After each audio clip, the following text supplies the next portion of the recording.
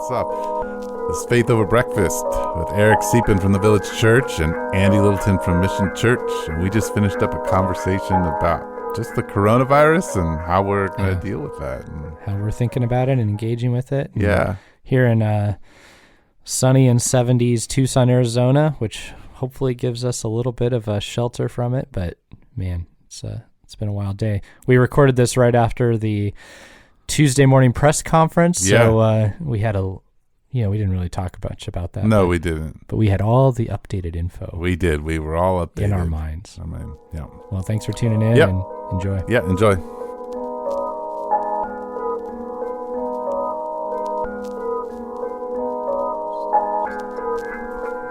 Check. That's how new stuff works. Check.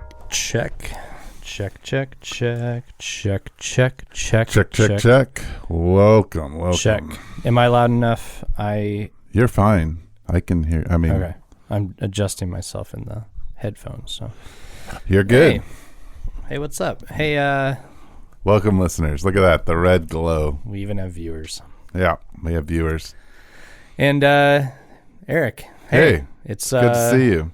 This is Faith Over Breakfast. It is Faith Over Breakfast. This is our tradition.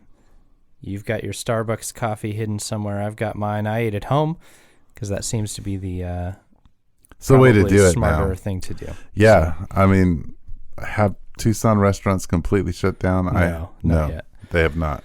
No, from what I'm seeing this morning, there's a lot of limiting the amount of people that can come in and stay and such things. But that could change today. We'll see. Yeah. Yeah. So anyway. Well, welcome to Faith Over Breakfast anyway. Yeah. Thanks. Good to be here.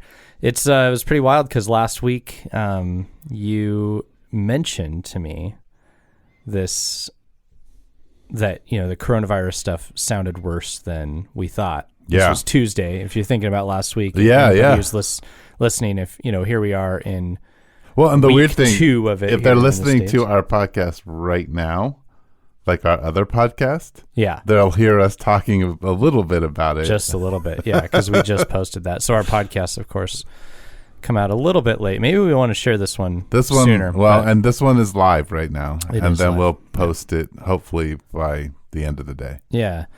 So anyway, you that was Tuesday, which was before a lot of these things really hit. It feels like Wednesday, Thursday, stuff started to really click. For some people, it was more like Friday, Saturday that stuff really started to sink in. It just depended on who. Some people were out ahead of the curve buying their toilet paper, and some were not. Yeah. But yeah, on Tuesday you were saying this is probably going to be worse. And truth be told, I wasn't on that train yet. I didn't disagree with you. I just wasn't. Right. Didn't know. I asked you, hey, are you going to cancel services? And you were like, what? Why? What? Yeah. And then we did, and you didn't. Right. So, this proves something. This proves that Eric Siepen may have great foreknowledge, but is not as much a man of action. Well, I don't know. And if I may that's not true. have any foreknowledge, but you're a man of action. Well, we came up with what we called a strategic plan, and we're working that strategic plan out as news comes. Yeah. Yeah, we met, and I kind of went down the rabbit hole about, Wednesday or so, and really, really looking into some stuff. And I think it didn't take me long to go, okay, I get it. It's not just about how many people could die in my church. This is about how do we love our neighbor by doing what's best for the whole community. Yes. It really helped that I started getting info from my mom, who lives in a large retirement home, and hearing how they were treating it. And they were, to their credit, very ahead of the curve. At least I think they don't have anybody sick, but they are quarantined to their rooms. Right. That started yesterday. Right. But they really took preventative measures about a week and a half ago. And I'm really grateful for that, having my mom there. So I think hearing those snippets from her and how things were escalating there really was a wake-up call for me. And So we just decided we went with a little bit of a micro church model. We'll see if we do that again this week or not. I think the going thought was we would do this as long as we could, where we got small gatherings together. Most of them were about 10. We initiated 6 of those. We definitely had people who opted out because they felt a little, some kind of symptom. And so, I think we probably had in that, we had 60 people, if you will, gathered at church on Sunday and others participating from home. So that's how we did things last week. And what are you thinking? What are you going to do? Well, we did a couple things. One, we sent out a letter, posted it on our website, and said, hey, this is what we're going to do. Don't come to service if you have any kind of cold or any kind of symptom. Yep. And we're going to go ahead and at least do it this Sunday. And then we're probably going to follow whatever directives we've been given by the government. Which it's very evident now, right? Yeah. And so we had 40 people, which I was surprised, in the morning service. Oh, okay. And then we had about 20 to 25 in the evening service. Significantly less. Yeah. Yes, way, way less. And we started working on our live streaming. Yeah. Which we were just trying to figure it out. So we managed to figure it out by the evening, about halfway through the service. So I'm curious about, since we're not just a news organization, and there's plenty of areas out there where you can get the latest. Yeah. But as pastors, here's the thing I was thinking about, and all of this is so fast that, you start to realize what your defaults are. Right. Because you don't have time to think it all through. But I saw a lot of friends defaulting to online church real fast. Right. I saw another group of people really resisting not meeting together. Right. And then I saw there was a group that did something sort of like what we did, tried to maintain some kind of gathering, but breaking it up. Sure. And so I realized in this, like, I have some qualms with some of these things, or, there are reasons, and I want to examine those. I think we should examine those together. Yeah. So my reaction to those who were going to push forward and meet generally was a little negative. I thought to myself, like, your motive isn't right, and I don't know that. Right. But Eric, my motives were wrong. No, I I just assumed some things. I assumed one thing I assumed, which I think is probably valid, was that in certain churches, to not gather together is to risk not getting the tithe. And that was in the back of my head. I was like, I wonder if people are worried about that. Well, I would argue it's a legitimate worry. Yeah, it will. Sure. But not one to use if you're going to put people in danger, right? Right. It's of course it's always legitimate to wonder how you're going to fund your thing you do. Yeah. Sure. But then another one was the side of it where the arguments that would be the government can't tell us what to do, or this is state encroachment on religious liberty, or the line of thought that's like, it is imperative that the body of Christ is together, Sure. theologically. And I think it is really beautiful and important that the body of Christ is together theologically. Sure. But we are always a scattered body of believers all over the world. So if in the cause of public safety you have to scatter a little bit, I don't think you've lost this great theological, I don't think you've sinned. Sure. So anyway, but I assumed that Sure. some people were struggling with those things. And then on the online church model, I thought on the flip side of that, I think a lot of the churches who are like, we want to be online generally. Right. I have a little hiccup with that where I'm like, man, I don't know if it's good that everybody just sits home, gets the production of the sermon and the music. Right. And, goes, that was church. Because I think the sad thing is that is church for many of us. Yeah. We get the production of the music and the sermon. We come in, we go out. So staying home and watching, it's just the same. Right. Or close enough. Close enough. And there's something about that just sort of doesn't Bothered sit right. It does, yeah. And I love these people I'm talking about. I really do. Like Sure. And I would have probably known that we had different views on. There's a reason we have different churches, right? Right. And so I'm not saying this to be hateful, but it exposed in me some of my, my values and my anti-values. If you will. Yeah. Well, and I think for me, there's a couple things going on. One, not in meeting as a church, because I felt like that was really up to the elders and up to the medical experts that we had in our community to advise us. But but I felt like the coronavirus itself is irritating to me because it's ruining my rhythms, and it's forcing me to rethink things in ways that I'm comfortable thinking about my community, my family, the way life works. Right.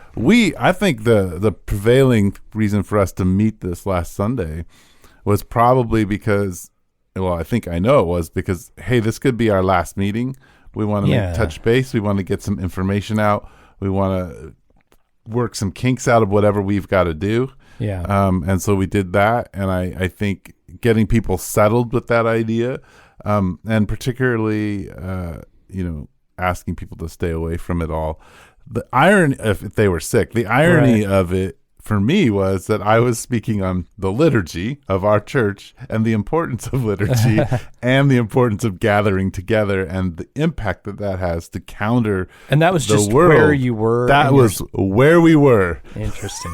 Isn't that wild? And I thought at first that it was going to be really weird speaking that while people had to stay away, but I think it was actually very powerful. Yeah. And the thing that came to me in the midst of studying for it and then was very, I think, emphasized by the Spirit while I was speaking was that in our church we do the Apostles' Creed every other week and the Lord's Prayer every other week. And I was thinking about how grounding the Lord's Prayer is. When it's our Father who art in heaven, hallowed be thy name, thy kingdom come, thy will be done.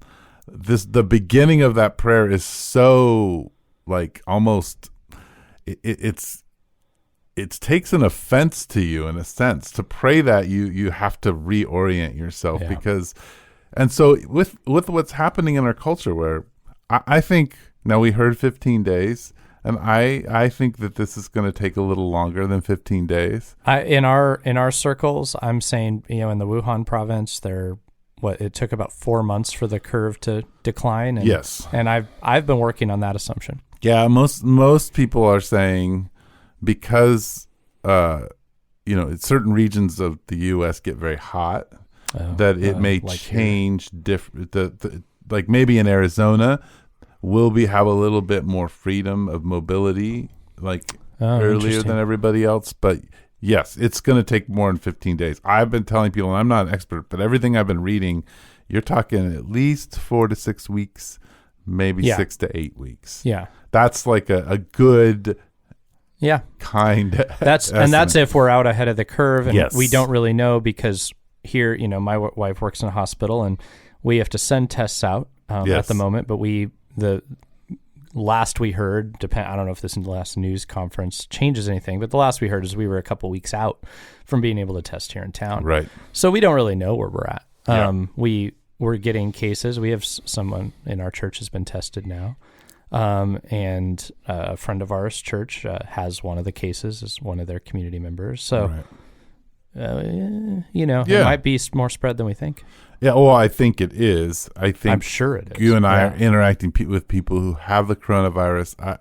That's why, for me, I think I would encourage people in these 15 days to really consider not meeting with more than 5 people and to really just say, okay, if I don't have to go to work or I can work from home, then don't. Right. Don't go to the grocery store unless you have to get something. Right. Don't go to a restaurant unless you have to get something. You maybe go drive through. That's fine if you want to support local business, but be very careful in these 15 days because we want the curve to go down. We do. We don't want people to die, but more importantly, then in that we don't want to overwhelm our medical Yes. system so that more people die, but not of the coronavirus, but just the fact that we anything. can't help anybody. And the ventilators aren't and there. the ventilators and all that kind of stuff. So, And I think I generally agree with that. I'll tell you where we were at with the thing of like our small groups, which I said we were talking about 10 to 15 last week. We'll probably dial it right down to 10 because that's about where they were. They were close to that. Anyway, I don't know what we'll do.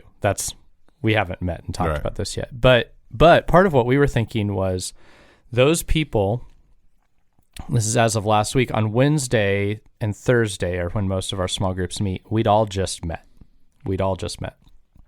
And so we said, if we asked them, if we changed it up, because there was some thought about, we could, mix it up a little bit. It's like, well, if we do that, we're going to make it, we might as well all just meet in the same building. yes. But if we're with the same people we were with a couple days ago and we kind of stay in that pattern, like we're already all exposed to each other, and so if we stay in that smaller setting, that seemed to be still a protective measure. That's kind of how we were thinking about it. Again, that could change. But yeah, generally, I think we would all be saying similar things. I had to think about this. Now, of course, I've got 2 small businesses that are, so as you're talking about the restaurants, I mean, I'm watching friends of mine shutting down their restaurants and freaking out. So there's a huge part of me that is like, find ways to support these people. Like in somehow, I mean, go on lockdown, avoid contact, but then think of ways, because this is hurting real fast. Yes. Like our 2 workers are very nervous. We have 3, but our 2 key main who've been there a long time are nervous, and it's uncertain. Like we make luxury goods. I mean, who in the world wants to spend thousands of dollars on a dining room table right now? That I'll tell you who wants to. Those who think they can get it for a lot less. So we're already hearing from those people. We already have. And what that means is we can make this at no profit, which we might do to eke by, right? And pay our people. Which, so we'll take it. But at the same time, it's like, it stinks that this is the moment where people are going, hey, can I get the deal, right? Right. It's like the very moment that we could use a little something to maybe squeeze us down the road one more week is the time when, as humans, what we normally think in our heads is, can I save money right now? Right. And so anyway, I'm in this tension of like, I want to push for like the support of smaller businesses like mine. Yeah. And we're kind of absorbing the fact that we're like, hey, we can't guarantee we're going to make it through this, Like I hope so. We're going to try. I've got a couple scrappy little ideas I'm going to attempt, right? But I can't guarantee it. So I want to tell people, like, be careful and don't spread this thing, but also like find ways. Yes. Like go support, like deliver something to an elderly person, or somebody who's quarantined. Absolutely. Like help people out. And like, even think about like, if you're super tight on cash, stop, don't buy any more silly stuff. Right. But if you're sitting on a lot and your investment account has gone down, it'll change. It'll come back. Unless you're old. Then it's not, you took a big hit. Yeah. Oh yeah, for sure. I mean, yeah, me too. Like that's retirement accounts and stuff just went. Whoosh. Right. And so if you're old and you need that, then of course. Yeah. But if you're in a boat where you could make a couple of local purchases that would really help somebody out, do it, and do it in a way that blesses that company, not in a way that is most advantageous to you right now, right? Sure. But I'm also like, I understand that would be a really hard thing to do. And this is in response to that is hard to say, because I don't want your business to go out of business, and I really want local business to stay supported. Yeah. But what I think is interesting is what the coronavirus has done in closing down all our sporting events, right? Having all our fast food joints struggle, is it's pointing out just how we worship luxury and the demand to have stuff. Sure. And have it immediately and have entertainment and to escape. And, and how isolated we are from struggle. Like right now, I mean, Lebanon is in a decimated state, and if coronavirus hits them at full force, it's going to be terrible. It is funny because I have heard, like, I'm aware, like I'm aware how the economy works, so it's like I get that us all spending money all fuels this, so that it's not all bad. Sure. But of course, like we're lamenting. We're in like day 2 of the worst week of this. Right. And people are, I mean, it was weird to hear people on the radio. I heard somebody go, "It's just so hard to stay at home with my kids." It's like, you've only done this one day. This is one day. Right. You know, how are you already there? Or are you just kind of pumping this up for TV? But I'm thinking, we really think we're like suffering already, right? And we lost something? Yes. But it seems a little much. Yeah. Yeah, I would agree. And I would actually, the thing that I've been feeling, and I think the thing that the Holy Spirit has been saying to me is, as an American, this is a time for you to begin to think about where you put your value. Right. As a follower of Jesus, this may be a moment for you, in a sense, to take it up a notch in your relationship with God and the disciplines that you practice. Mm-hmm. And the way that you actually care for your neighbor and think about all of your kind of relationship in its holistic sense with Jesus, and really address the gods that you're worshiping. Yeah. I think, yes, and you should, in taking care of your neighbor, care for your local business and do it inventively, do it in creative forms, do it in ways that because you got time to think about it. Well, and here's the thing about like loving your neighbor. I like what you're saying. I actually don't disagree with a bit of it, because I don't think it's ever like, I don't want to individualize the gospel here, but the way that the gospel demands us to follow Jesus is in a way individual. Like our Sunday topic was the rich young ruler, but then Luke 18, Luke 19 is Zacchaeus. Here's 2 rich people, and Jesus engages with them differently, because there's different things going on in their hearts, right? Right. And so for one, the walks away sad, somebody, and we're not doing online sermons. I hope we don't end up there. I actually thought it was beautiful to hear from our people more this Sunday. Sure. Oh, it was good. Because people saw things I don't see. And one person just made the comment, I think this rich man really wanted to follow Jesus. Like, he walked away sad, not just because he, got told no or whatever. Maybe he really wanted to follow Jesus. But Jesus said, you have to do this. And something in him, and he just couldn't do it. But, gosh, that was insightful. But, Jesus got down to the core of what was this guy's thing. So it would be, if right now you are afraid and so you just will not emerge from the house, maybe you need to emerge to go help your neighbor and run an errand, right?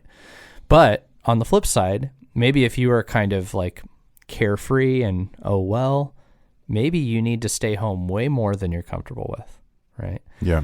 And then maybe if you're the type of person who's always like out buying the luxury items and you're always at all the sports and all the stuff, maybe you need to like really dial that in. You're being forced to, and maybe you need to embrace that and see how much this is an idol for you. Right.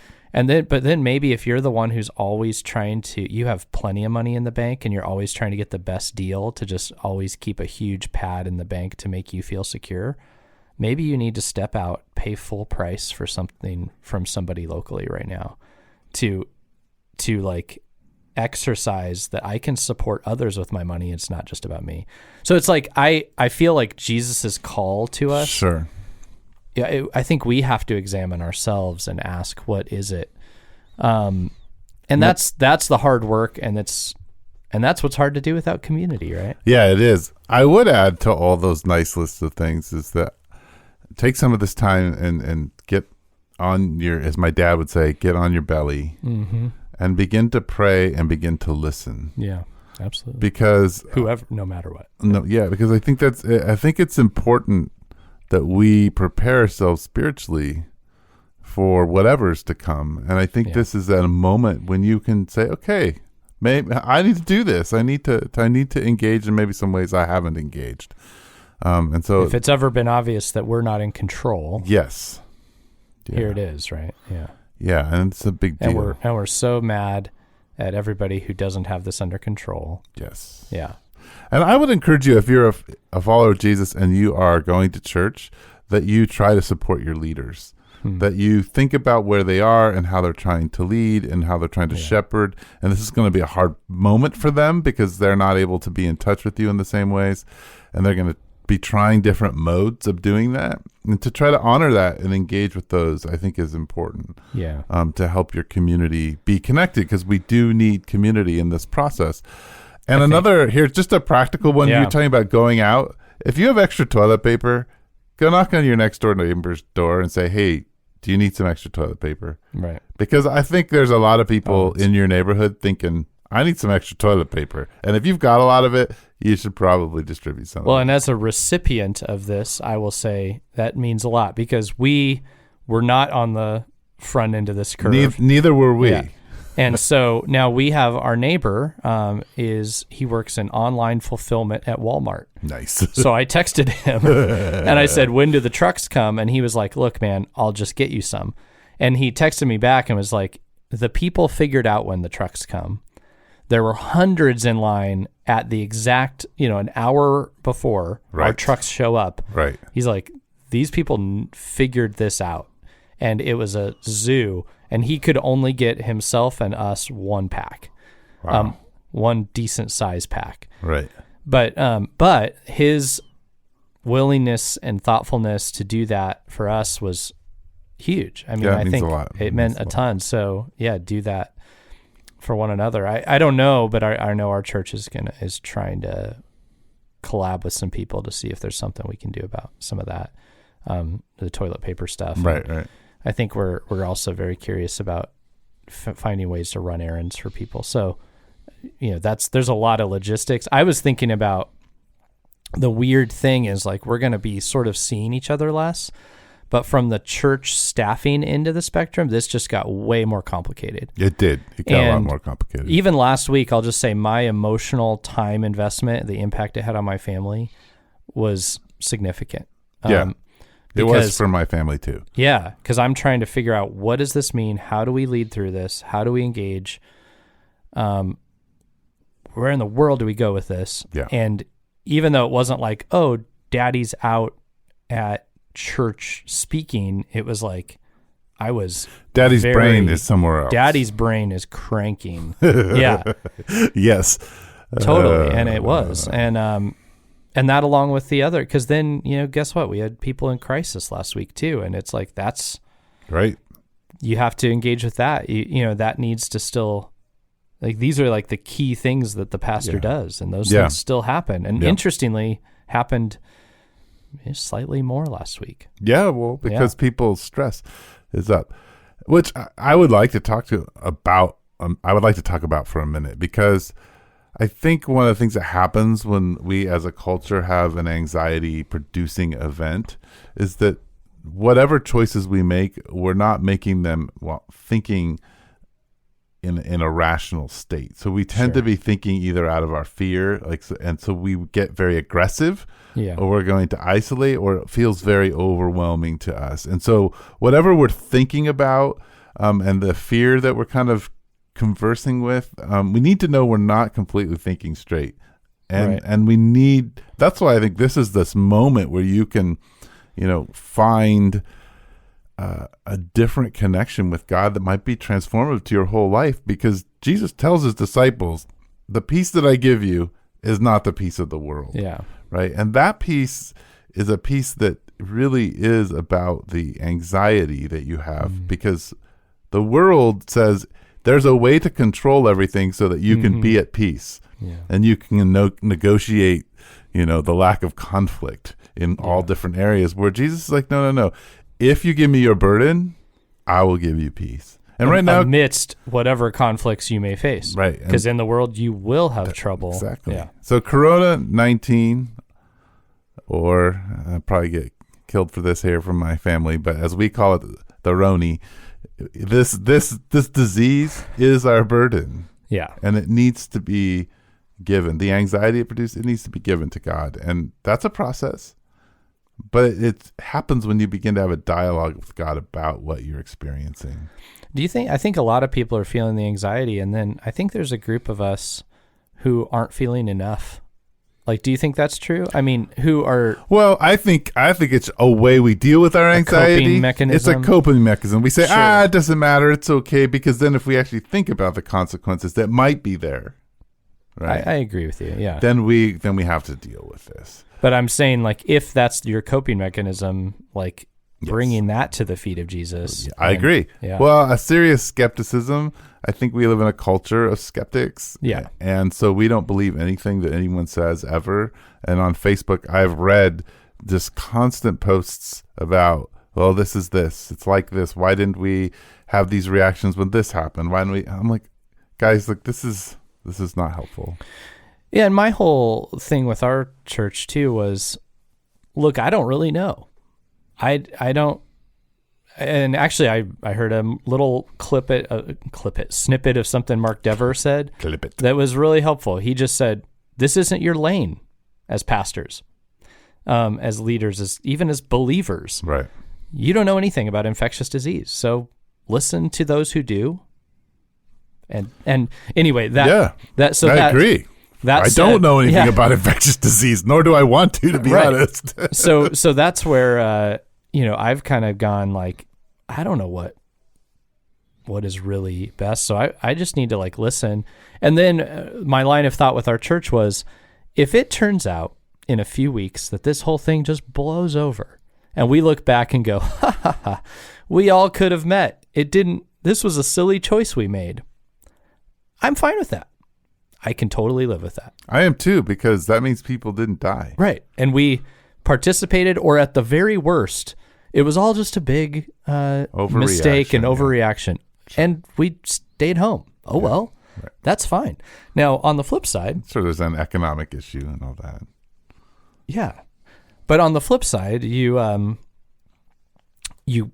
plow forward in faith, right? Mm-hmm. And it gets worse. Yeah. And as is being said about other countries in the world right now, the religious gatherings were part of the problem, which is, we're hearing, like, one priest had COVID, spread it to a bunch of people in his church. And we could look back and go, oh, my stubborn demand made it hurt people. Yep. I didn't love my neighbor. So if I had to pick between the two, I'm going to go with being an idiot and being silly. Right. I agree. Yeah. Totally. Yeah. So what's next for you this week? How are you? Are you getting together with people? What's your next discussion? Today we're having an elder meeting. It probably won't be in person, but we're going to kind of discuss next actions. And once we've made those decisions, then I'll be talking to my administrator and then our leaders. We may have some kind of video chat with our leaders to kind of talk through some of what's going to happen. My guess, I'm just guessing, so this is not I'm not speaking as the village pastor. My guess, because of the 10-person limit, is that we're not going to have church on Sunday. And so we'll be, looking at different modes that we want to approach things with. I do know that live video of me and of different kind of event things happening at the village will happen a lot over the next few weeks, where people will be able to see, us doing stuff and talking to them and engaging, and that'll be as much as I have a little aversion to online church. Yeah. I also see the value in video being used when you can't be together. Yeah. And so what we're, some of the things we're going to be talking about are what kind of things would be valuable to keep helping us see one another's faces and hear each other's voices. And so, we're going to use video more. We don't have cool little Mevo cameras like you. So, we're just going to have to use phones and stuff. Well, guess what? Because we're sister churches, let me loan you a Mevo camera. Oh, you'll have to get your own little micro SD. Yeah. But you can do it and figure it out. And you guys have better technicians than we'll figure it than out. Me. So Dude. Yeah. Thank you. Yeah. Well, hey, when we did that conference, we had to have two Mevo cameras because at the time we were trying to, record one in HD and stream it live. So we needed two Mevo cameras. So we've had two. That's awesome. Yeah. So yeah. Dude. Sister churches, man. It's Mevo camera for you. Elbow bump. So expect soon Mission Church live on Mevo. Live on Mevo instead of live on Phono. Oh, that's sweet. Yeah. Well, I guess that could kind of wrap us up for the moment. A sweet moment between the pastors. So, hey, thanks for tuning in if you tuned in and for listening if you tuned in on the podcast. And share this around if it's helpful. Again, I'm just glad that we have multiple ways that we can speak with folks throughout the week, and I'm grateful for that. Grateful for the technology that makes that possible, even though sometimes it could be a real bear, meaning it can be a problem in our lives. But at moments like this, you see the good in it. So I'm grateful. Yeah. And Eric, thanks for talking. Yeah. You've been listening to Faith Over Breakfast with Eric Siepen and Andy Littleton. Please like us on Facebook and Instagram and Twitter.